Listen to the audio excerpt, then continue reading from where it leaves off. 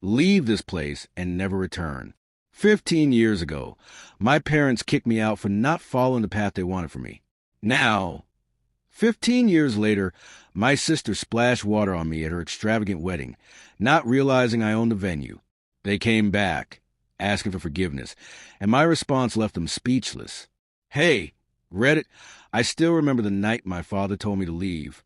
His voice wasn't loud, but the words struck deeper than any shout could. My name is Ethan, and that phrase became a haunting echo for the next 15 years.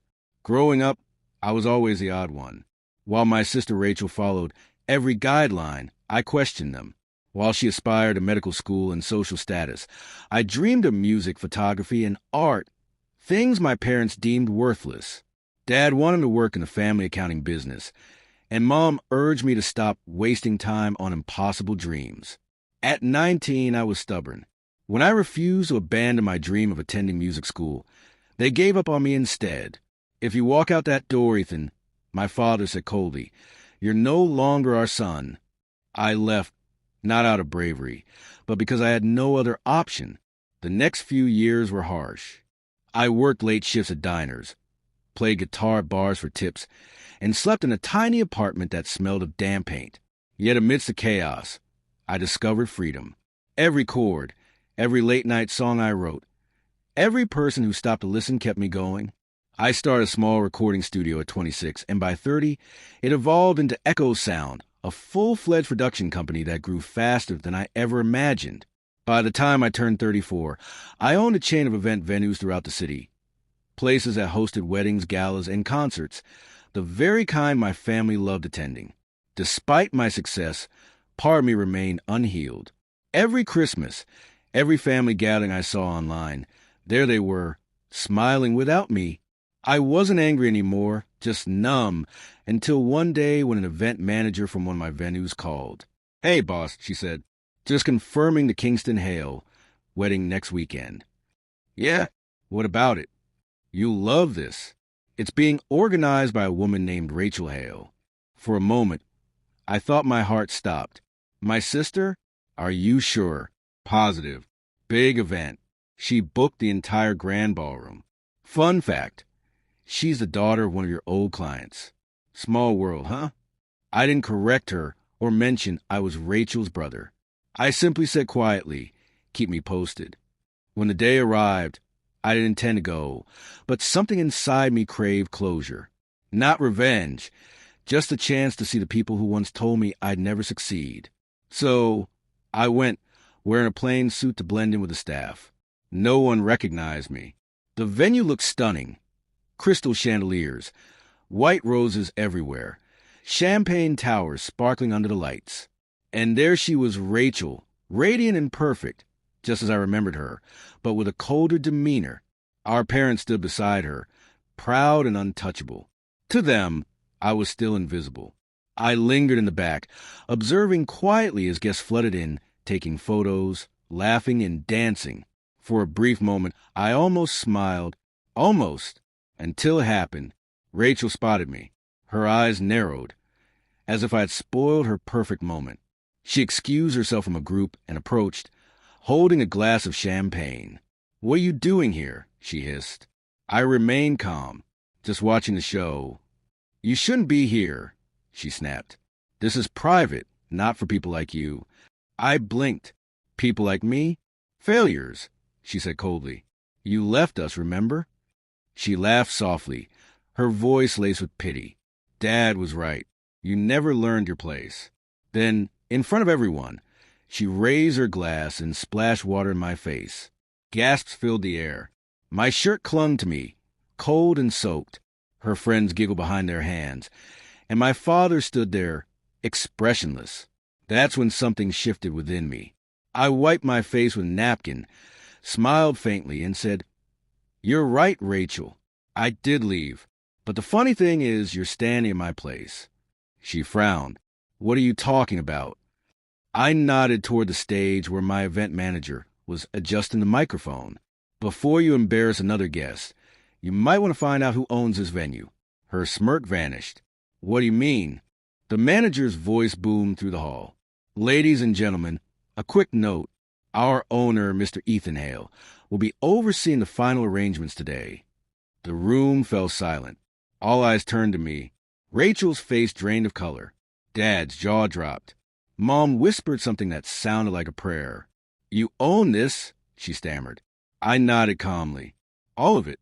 The building, the company, the chain. So technically, Rachel, you just threw water on your landlord." Gasps rippled through the crowd. Someone in the back coughed awkwardly. I turned to the event manager. "Make sure the bride and groom have everything they need. But after tonight, their accounts are flagged for breach of contract." Rachel's voice trembled. "You wouldn't." "You're right," I said, walking past her. "I don't need to. Your actions have already done that." As I walked out, my father called after me. "Ethan, wait." I paused but didn't look back. "You told me to leave this place and never return, but it seems I was meant to come back, just not in the way you expected." And then I left. That night, I didn't feel anger, just a quiet, bittersweet peace. For 15 years, I had shouldered their rejection like a scar. But now, it didn't hurt anymore. For the first time, I had found my worth without needing their validation. I thought that was the end until a few days later when my parents appeared in my office, tears in their eyes, pleading for forgiveness. What I told them next left them speechless. It had been 3 days since the wedding. I thought it was over, that I could finally move on and breathe again until I saw them. My assistant buzzed in. "Ethan, there are 2 people here asking to see you. They say they're your parents." For a moment, I couldn't move. I just stared at my desk, the words echoing in my mind. My parents, the ones who had once told me to leave and never return. "Send them in." I finally said. The door opened slowly. Mom walked in first, clutching her purse with trembling hands. Dad followed, looking older and smaller, his pride shattered. The confidence they once wore like armor was gone. "Ethan," Dad said quietly, we need to talk." I gestured toward the chairs. "Go ahead." They sat in silence for a long moment. Then Mom began to cry. "We saw what happened at the wedding. Rachel told us everything. We didn't raise you to deserve that." I almost laughed. "You didn't raise me at all. Remember?" She flinched. Dad looked down. "We made mistakes," he admitted. "We pushed you too hard. Tried to control your future. We thought we were doing what was best for you." I leaned back in my chair, studying them. "When you kicked me out, you said I was wasting my life. That art was worthless. That music would never support me." Dad's voice cracked. "I was wrong." Mom reached into her bag and pulled out something, an old photo. It was me at 17, holding my first guitar, smiling at the camera. "I found this last week," she whispered. "You looked so happy then. We destroyed that." The room fell silent. 15 years of words, I want to say, hung in the air. All the pain, the sleepless nights, the loneliness. They had caused it all. And for the first time, I didn't feel anger. I just felt exhausted. "Why now?" I finally asked. "Why come here after 15 years?" Dad took a deep breath. "Because after the wedding, after what Rachel did, we realized we'd lost both our children in different ways. We built our lives on pride, and it gave us nothing but regret." He looked at me, his eyes red. "We don't deserve forgiveness, but we're asking for it anyway." I looked at them, my parents, the ones I'd once begged to love me, and suddenly I saw them as they truly were, 2 flawed individuals broken by their own expectations. But forgiveness wasn't something they could simply ask for. It was something they needed to earn. I stood up, walked to the window, and gazed at the skyline, the same city that had once swallowed me whole and then returned everything back to me. "You know," I said slowly, "when you threw me out, I imagined this moment, you begging me to come back. I thought I'd smile and say no, that I'd slam the door and make you feel what I felt." I turned to face them. "But now that you're here, I don't feel that way." Mom's eyes filled with tears. "You'll forgive us?" "No," I replied softly. "I'll release you." They both looked confused. "Release us?" I nodded. "Forgiveness isn't for you. It's for me. I'm done carrying the anger. Done trying to prove myself to people who couldn't see my worth. You don't owe me anything, and I don't owe you anything either. Dad stood slowly, his voice trembling. Ethan, please. We want to be a family again. I sighed. A family isn't something you rebuild with words. It's built with consistency, kindness, and time. And right now, I'm not ready for that. Mom sobbed quietly, clutching my arm. What could we do to make this right? I gently pulled my arm free and said, start by being better to each other.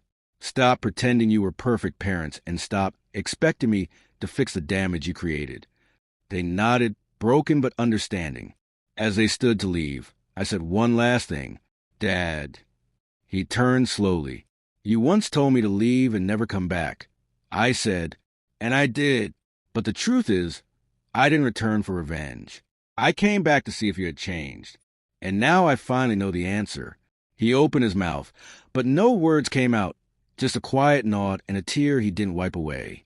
Mom whispered, we're proud of you, Ethan. And that, after 15 years, was all I had ever wanted to hear.